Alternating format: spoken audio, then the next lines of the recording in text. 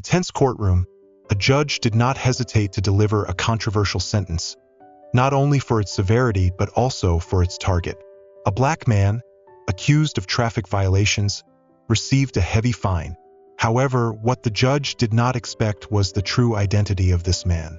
Will this truth change the original sentence, or will it lead to an uncompromising confrontation? Before diving into the story, let us know where you're watching from. Share your city or country in the comments and don't forget to subscribe to the channel. Tomorrow, we will send you another inspirational story, created just for you. The story begins.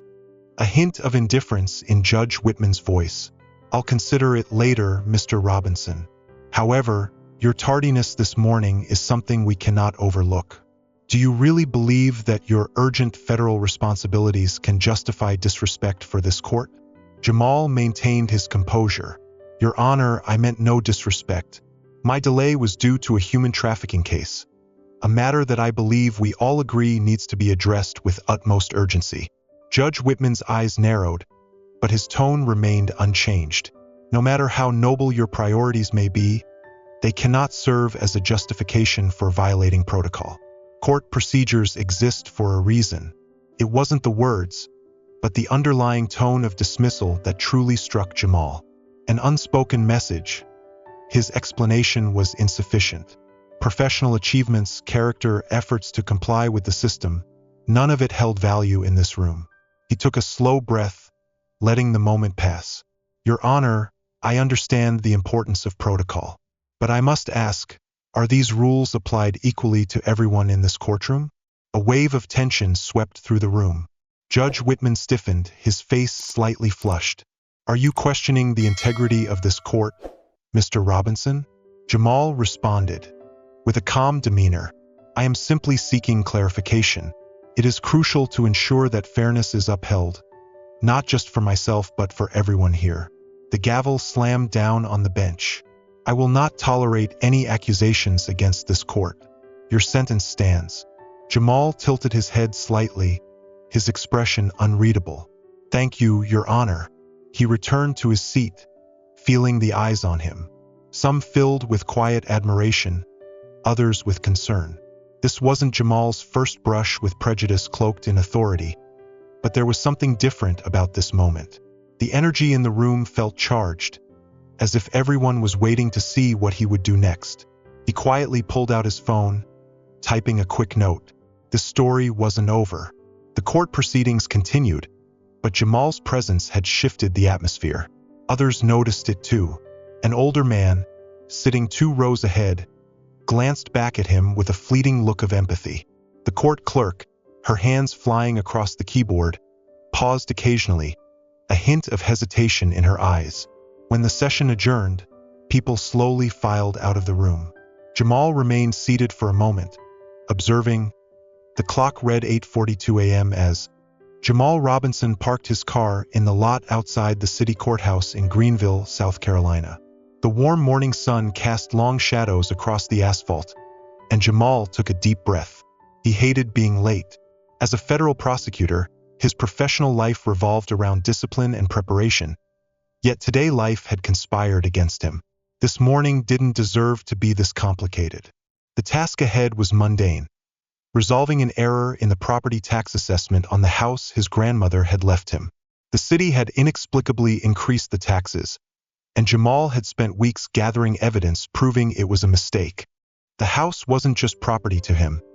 It was the foundation of his childhood, where he had learned right from wrong under his grandmother's watchful eye. Dressed in a dark navy suit and crisp white shirt, Jamal looked every bit the seasoned attorney, even if his morning had been anything but smooth. An urgent call about an ongoing human trafficking case had thrown him off schedule. The defense attorneys had filed a last-minute motion, and Jamal couldn't ignore it. He had reviewed the motion and provided feedback to his team before rushing to court, knowing he was cutting it close. As he approached the courthouse steps, his phone buzzed. A quick glance revealed a text from his assistant at the U.S. Attorney's Office. The judge in Greenville is notorious for being tough on tardiness. Tread carefully. Jamal sighed, tucking his phone into his briefcase. He wasn't worried. The truth was his weapon, and he came armed with evidence. But something about the text lingered. He brushed it off as he stepped inside the cool courthouse. The city court was nothing like the federal courthouses where Jamal spent most of his time. The walls were a dull beige, the chairs, worn from decades of use. The air carried a faint scent of coffee and old paper. Despite its shabby appearance, the place buzzed with activity. People streamed in and out, clutching stacks of documents, their faces etched with the anxieties of parking tickets, petty disputes, and other minor grievances. Jamal checked his watch. 8:50 a.m., 10 minutes to spare. Just enough time to find the right courtroom. He followed the signs down a narrow hallway, past people whispering in hushed tones. Room 204. Judge Robert Whitman's name was etched in brass on the door. Jamal straightened his tie and walked in. The courtroom was packed. Jamal found a spot near the back and sat down, flipping open his as Jamal flipped through his folder to review the evidence. He glanced at his notes. He noticed the judge entering the room. Judge Robert Whitman, a tall man with shock-white hair and piercing blue eyes, commanded attention without saying a word. His reputation as a stickler for the rules preceded him, evident in the way he surveyed the room, his sharp gaze missing nothing. "All rise," the bailiff announced. The entire room stood.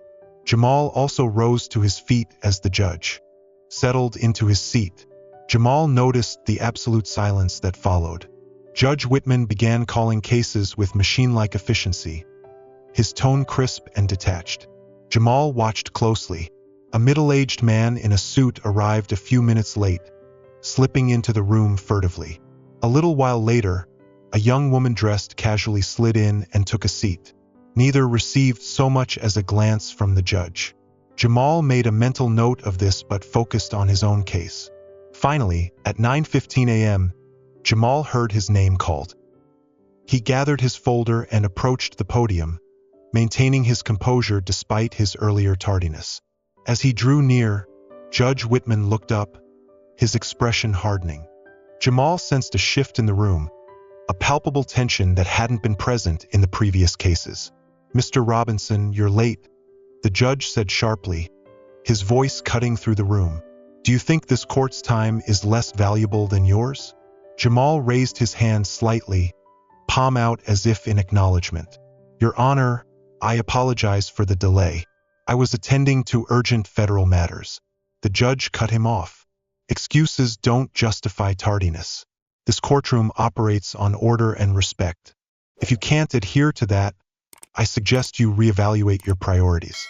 Jamal felt the weight of dozens of eyes on him. He kept his composure, choosing his next words carefully. "Your Honor, I understand the importance of punctuality. If I may, I'd like to present my case regarding the property tax adjustment." Judge Whitman waved his hand dismissively. "We'll get to that later. First, there's the matter of contempt. Tardiness undermines the integrity of these proceedings. You're fined $750. The words hung in the air like a hammer blow. Jamal's jaw tightened slightly, but he maintained a neutral expression. Around him, whispers rippled through the room. "Your Honor," Jamal began, his tone calm and measured. "May I offer an explanation?"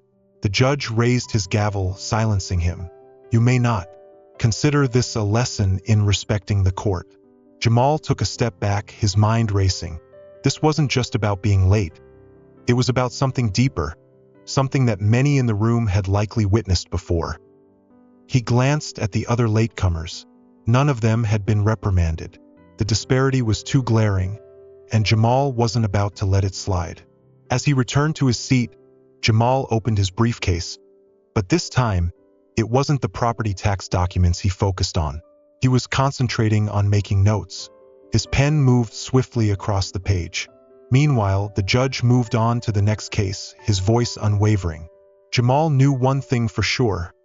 This was no ordinary morning. Jamal sat in the back row, his mind a whirlwind of calculations and observations. The courtroom continued its rhythm, but Jamal couldn't shake off the blatant disparity he had just witnessed.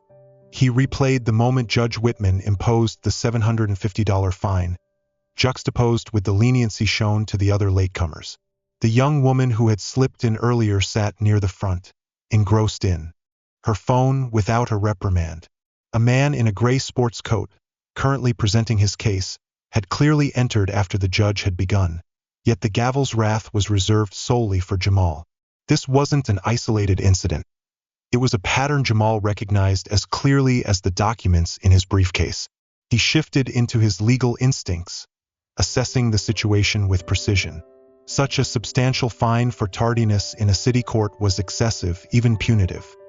He noted the expressions of those around him, a mix of disbelief, unease, and curiosity. Jamal could tell that others in the room were thinking the same thing, but no one dared to speak up. Next case, Judge Whitman announced. Jamal's name echoed through the room once more. He rose, his stride measured and deliberate as he returned to the podium. The judge met his gaze with the same sharp intensity, as if daring him to falter. Jamal began. Your Honor, I have here the documents pertaining to the erroneous property tax adjustment. This property has been in my family for decades, and these adjustments are inconsistent with the city's assessed value. He placed the folder on the podium, opening it to reveal neatly organized papers and photographs. He pointed to a specific page. This is the original tax assessment, which remained consistent for 5 years. However, the new adjustment reflects a 30% increase without proper notice or explanation. Judge Whitman leaned back in his chair, exuding an air of Judge Whitman feigned disinterest. I'll consider it later, Mr. Robinson. However, your tardiness this morning is a matter we cannot overlook. Do you really believe that the urgency of your federal responsibilities justifies disrespect for this court? Jamal's composure remained intact. Your Honor, I meant no disrespect. My delay was due to a federal case involving human trafficking, a matter that I believe we all agree requires immediate attention. The judge's eyes narrowed slightly, but his tone remained unwavering. Your priorities, however noble, do not justify breaking the rules. Court procedures exist for a reason. It wasn't the words, but the underlying tone of dismissal that truly struck Jamal. An unspoken message. His explanation was insufficient. Professional achievements, character, efforts to comply with the system, none of it held value in this room. Jamal took a slow breath, letting the moment pass. Your Honor, I understand the importance of protocol, but I must ask, are these rules applied equally to everyone in this courtroom? A wave of tension swept through the room. Judge Whitman stiffened, his face slightly flushed. Are you questioning the integrity of this court, Mr. Robinson? Jamal responded with a calm demeanor. I am simply seeking clarification. It is crucial to ensure that fairness is upheld, not just for myself but for everyone here. The gavel slammed down on the bench. I will not tolerate any accusations against this court. Your sentence stands. Jamal tilted his head slightly, his expression unreadable. Thank you, Your Honor. He returned to his seat, feeling the weight of the entire courtroom's gaze on him. He could sense the quiet admiration of some and the concern of others. This wasn't Jamal's first brush with prejudice cloaked in authority, but something about this moment felt different. The energy in the room was palpable, as if everyone was waiting to see what he would do next. Jamal discreetly pulled out his phone, typing a note. He wasn't finished, not by a long shot. He made a silent decision right then and there. This situation wouldn't end here. The courtroom resumed its usual rhythm, but Jamal's presence had shifted the atmosphere. Others noticed it too. An older black man sitting 2 rows ahead glanced back at Jamal with a brief, knowing look. The court clerk, her fingers flying across the keyboard, paused occasionally, her unease evident. When the session adjourned, Jamal lingered for a moment as everyone filed out. Jamal watched as they carried the unspoken weight of what had transpired. A young law student sat in the corner scribbling furiously in her notebook, her expression a mix of awe and resolve. Jamal left the courtroom, briefcase in hand, his thoughts already forming a plan. This wasn't about the property tax adjustment anymore, or even the fine. This was about something much bigger, something he couldn't ignore. As Jamal exited the courtroom, The fresh air outside offered no respite from the tension that still clung to him. The courthouse bustled with the mundane movements of daily proceedings. But inside Jamal's mind, a decision was crystallizing. He paused for a moment on the courthouse steps, staring at his phone. His thumb hovered over the contact for the U.S. Attorney's assistant at the office. No, he muttered to himself, not yet. He stepped aside to review his notes once more. The interactions he had witnessed and experienced in Judge Whitman's courtroom painted a clear picture. The disparity wasn't random. It was structured. Jamal's legal instincts told him that he now had the seeds of a much larger case, one that went beyond property taxes or even his personal treatment. Back at his car, Jamal opened his briefcase, retrieving his badge and credentials. The gold-embossed symbol of a federal prosecutor reflected the sunlight streaming through his windshield. He decided this would be the first step. As he re-entered the courtroom, most of the morning's cases had concluded. The room was quieter, though a few people lingered, shuffling papers or waiting their turn. Judge Whitman was flipping through documents, his demeanor calm but visibly weary. Jamal walked confidently toward the judge's bench, badge and his credentials in hand. As he approached the podium, the court clerk looked up, her fingers pausing mid-keystroke. Judge Whitman glanced up, his displeasure almost instantly returning. "Mr. Robinson, the court session is adjourned," the judge said curtly. "If you have further business, you need to schedule an appointment." "With respect, Your Honor," Jamal began, his voice carrying a quiet authority. "I believe it's important to formally introduce myself."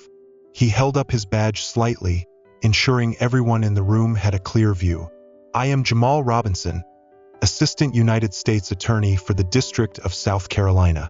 I have served with the Department of Justice for over a decade, focusing on cases of human trafficking, corruption, and civil rights violations."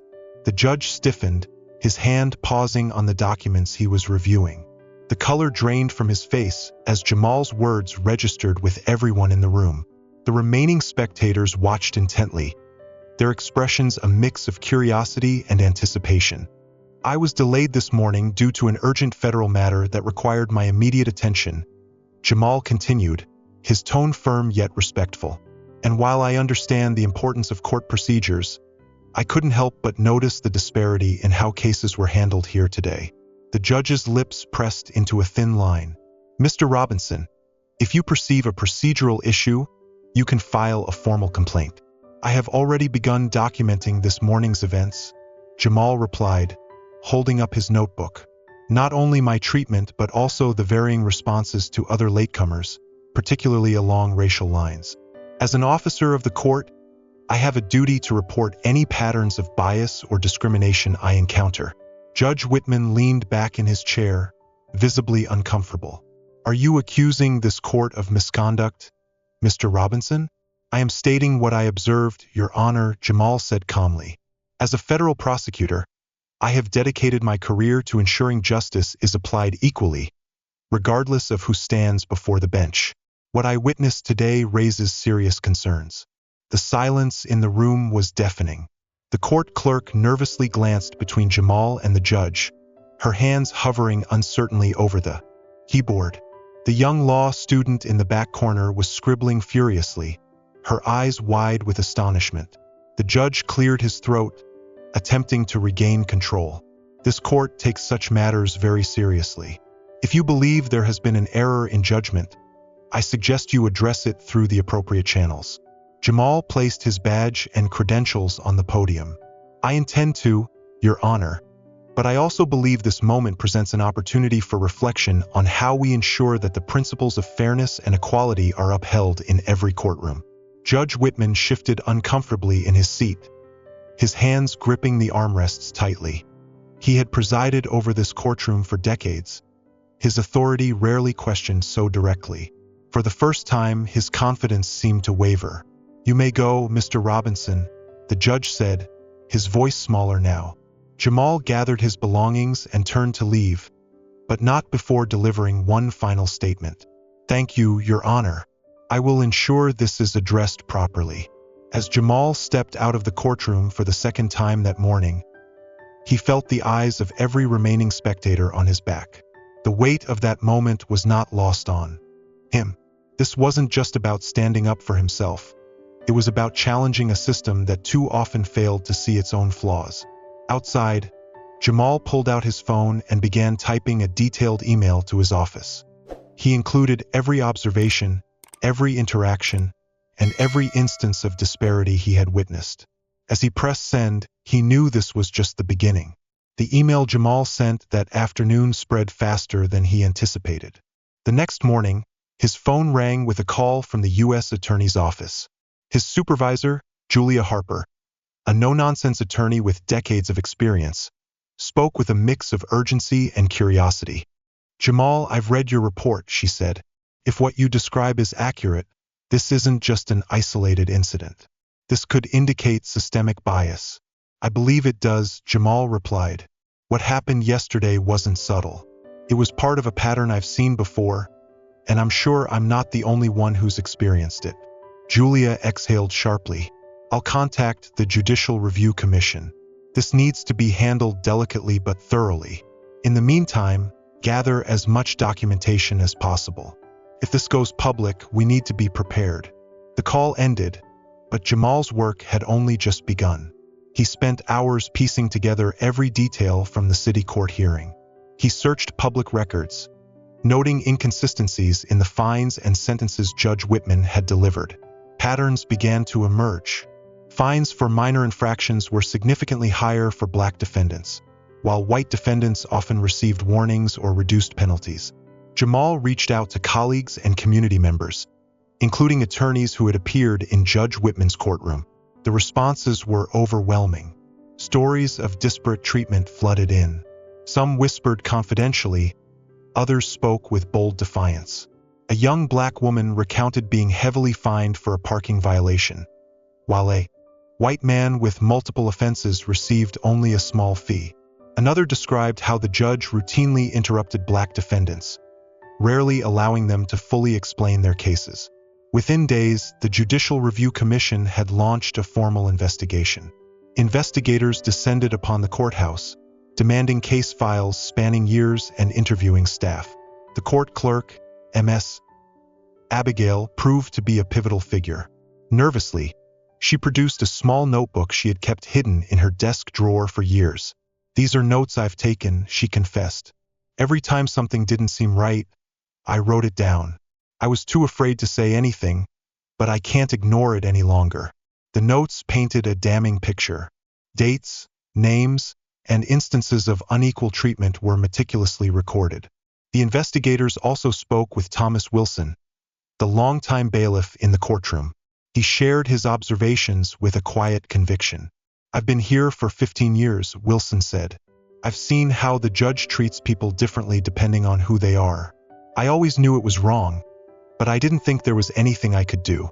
Meanwhile, the story began to leak into the local community. A young law student who had witnessed the exchange in the courtroom posted a detailed account on social media. Within hours, it gained traction, sparking outrage and a wave of similar testimonies. The press headlines followed soon after. "Bias in Greenville Courtroom. Federal Prosecutor Challenges Judge's Conduct." News outlets picked up the story, and Jamal found himself at the center of a growing storm. Calls from reporters came in incessantly, but he chose to remain focused on the investigation. The mounting pressure began to take its toll on Judge Whitman. Rumors spread that he had been summoned to numerous closed-door meetings with judicial oversight committees. Though he publicly denied any wrongdoing, in private, he began to realize the gravity of the situation. By the end of the first week, Jamal received a call from Julia. "The findings so far are staggering," she said. "The numbers don't lie. Jamal, black defendants in his courtroom are fined over 3 times more often than white defendants for the same infractions. It's systemic. What's the next step?" Jamal asked. "We're taking this to the State Judicial Council and, Jamal, the media won't let this go. Be prepared." Jamal nodded to himself even as a wave of exhaustion washed over him. This was bigger than he had imagined, but he had no intention of backing down. The story of Jamal's encounter with Judge Whitman had spread far beyond Greenville. By the second week, National media outlets were covering the case.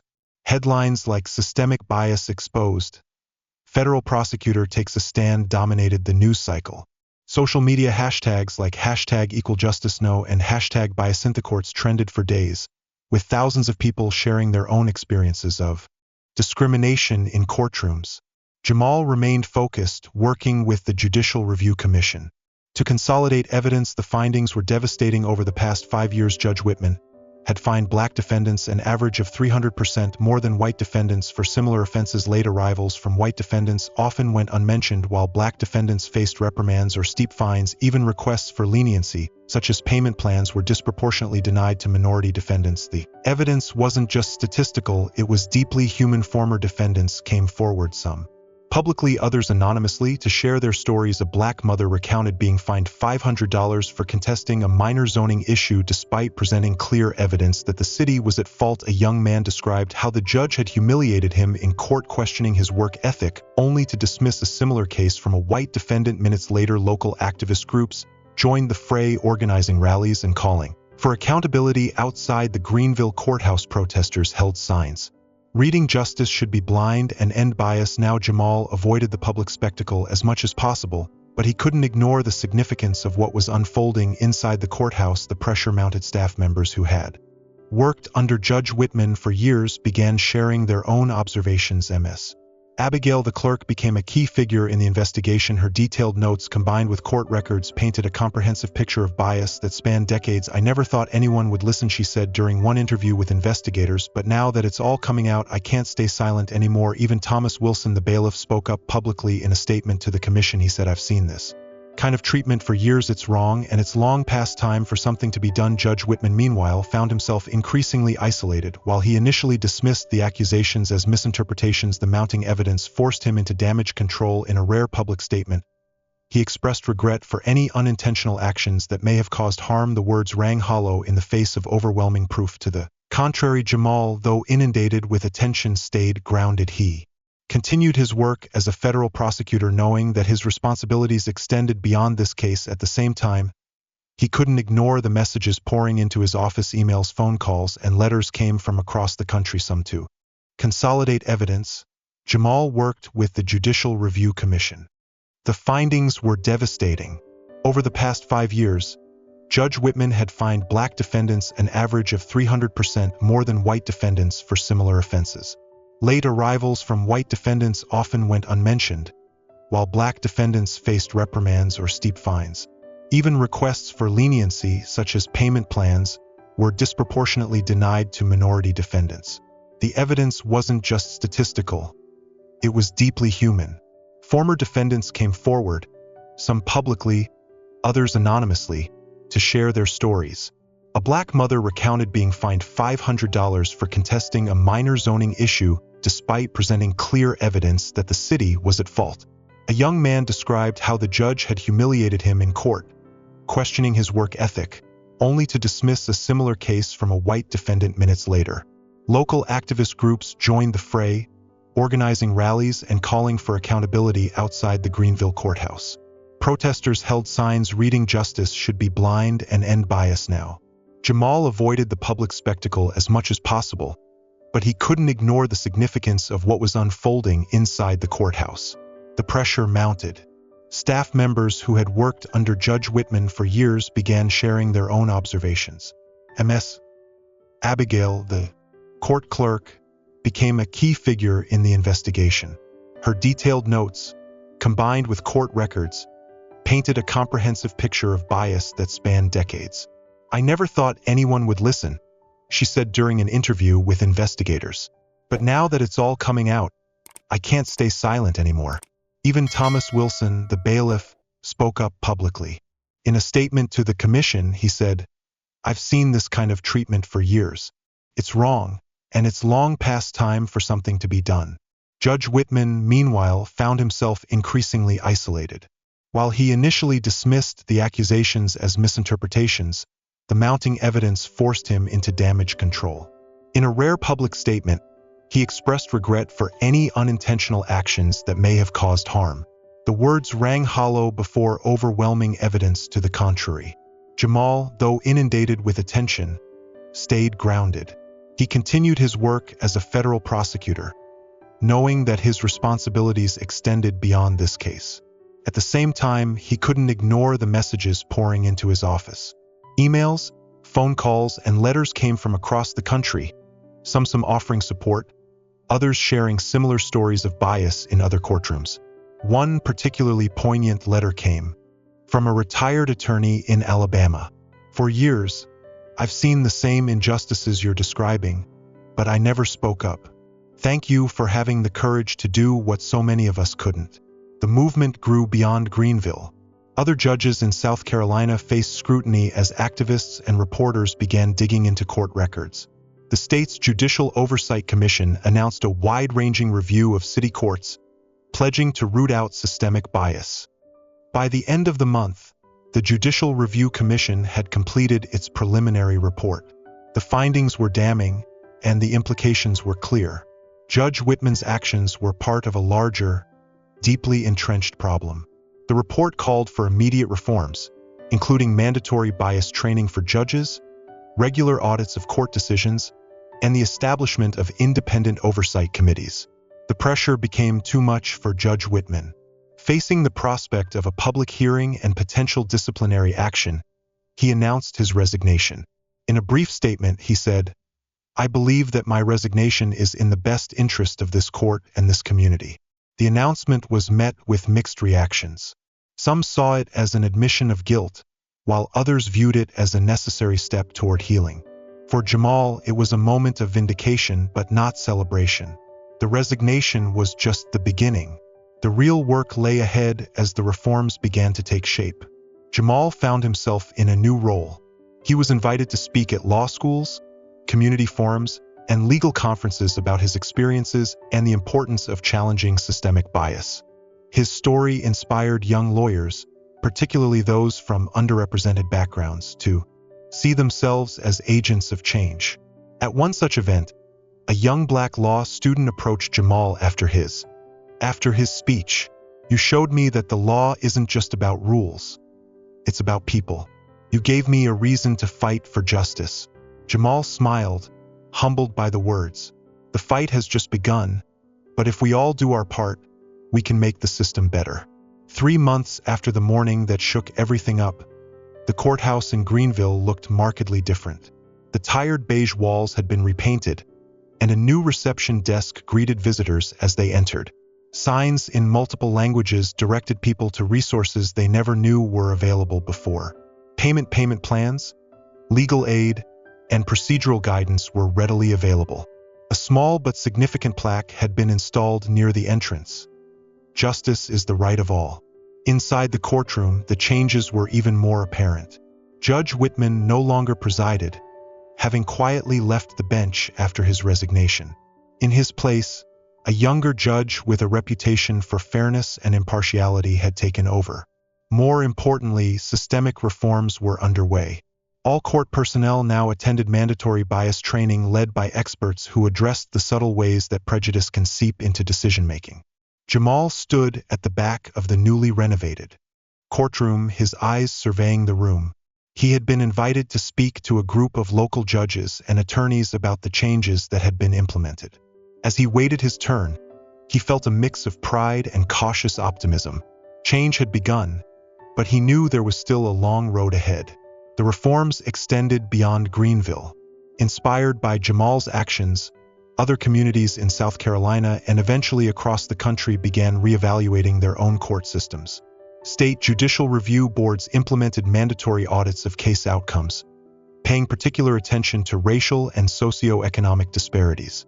Oversight committees comprised of legal experts, community activists, and formerly incarcerated individuals were established to monitor court proceedings and ensure accountability. In Jamal's office, the momentum was palpable. His fine from that fateful morning now hangs framed on his wall, not as a trophy but as a reminder of why he stood up. Below it is a photo from a recent event, a group of young law students who have started a civil rights clinic in his honor. Their smiles radiate hope, and Jamal can't help but feel a deep sense of responsibility towards the next generation of lawyers in the community. The ripple effects are equally significant. Thomas Wilson, the veteran bailiff who served under Judge Whitman, now leads bias training sessions for court personnel. At one of his sessions, he addressed a room full of newly hired staff. "Our job isn't just to maintain order," he said, "but to ensure that everyone who walks into this room is treated with dignity. If you see something wrong, you have to speak up. Silence is complicity." Miss Abigail, the court clerk whose meticulous records played a crucial role in the investigation, has been promoted to oversee a new program focused on court ethics.